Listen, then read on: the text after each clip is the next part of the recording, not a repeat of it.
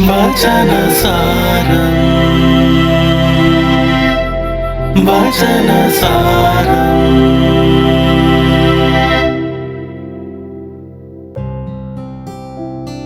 ഈശോ മിശിഹായ്ക്ക് സ്തുതിയായിരിക്കട്ടെ.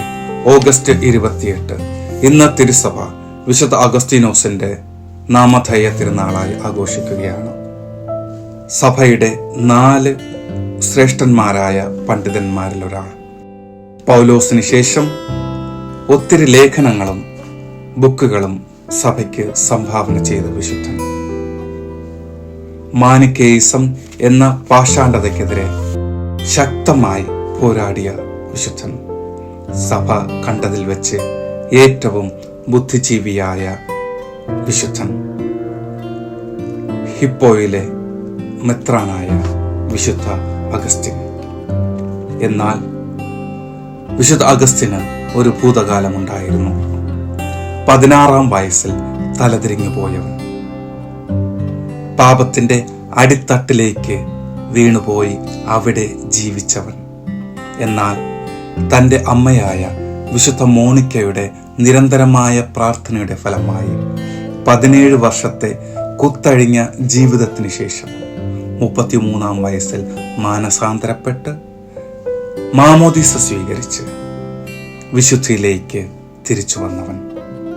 സഭയ്ക്ക് വേണ്ടി അഘോരാത്രം പണിയെടുത്ത് സഭാമക്കളെ യേശുവിലേക്ക് കൂട്ടിച്ചേർക്കുവാൻ അഹോരാത്രം പരിശ്രമിച്ച വിശുദ്ധൻ. ഹിപ്പോയിലെ ബിഷപ്പായി അവരോധിക്കപ്പെടുമ്പോൾ സിംപ്ലിസിറ്റി കൊണ്ട് തൻ്റെ ജനങ്ങളെ ഞെട്ടിച്ചവൻ. തൻ്റെ മാനസാന്തരത്തിന് ശേഷം ക്രിസ്തുവിലാണ് യഥാർത്ഥ രക്ഷ എന്ന് തിരിച്ചറിഞ്ഞുകൊണ്ട് നിന്നെ അറിയുവാനും സ്നേഹിക്കുവാനും ഇത്ര വൈകിയല്ലോ ഞാൻ, ഓ സനാതന സൗന്ദര്യമേ എന്ന് പാടി ജനങ്ങളെ തന്നിലേക്ക് ആകർഷിച്ചവൻ, ക്രിസ്തുവിലേക്ക് അടുപ്പിച്ചവൻ.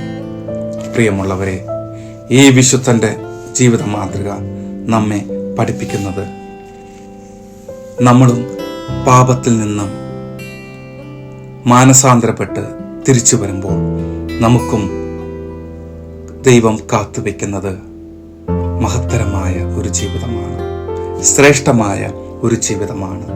നമ്മുടെ ഓരോരുത്തരുടെയും ഈ ജീവിതം നമ്മുടെ മാതാപിതാക്കളുടെ, നമ്മുടെ ബന്ധുക്കളുടെ, നമ്മെ സ്നേഹിക്കുന്നവരുടെ നിരന്തരമായ പ്രാർത്ഥനയുടെയും ത്യാഗത്തിൻ്റെയും ഫലമാണ് എന്നുള്ള തിരിച്ചറിവാണ്. ഇന്നത്തെ സുവിശേഷം മത്തായിയുടെ സുവിശേഷം 23-ാം അധ്യായം 27 മുതൽ 32 വരെയുള്ള വാക്യങ്ങൾ നമ്മെ പഠിപ്പിക്കുന്നത് കാപട്യം വെടിഞ്ഞ് ക്രിസ്തുവിന് വേണ്ടി, സത്യത്തിന് വേണ്ടി നിലകൊണ്ട് സത്യത്തിന് വേണ്ടി ജീവിക്കുവാൻ നമ്മെ പഠിപ്പിക്കുകയും നമ്മെ പ്രേരിപ്പിക്കുകയും ചെയ്യുന്നു. ഈശോ നമ്മെ പഠിപ്പിക്കുന്നത് ഇതാണ്. കാപട്യം വെടിഞ്ഞ് സത്യം ഉൾക്കൊണ്ടുകൊണ്ട് ആത്മാർത്ഥതയോടെ ദൈവരാജ്യത്തിന് വേണ്ടി പ്രവർത്തിക്കുന്നു.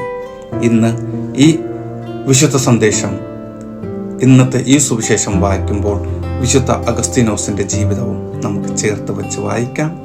ഈ വിശുദ്ധന്റെ ജീവിത മാതൃക പിന്തുടരാം.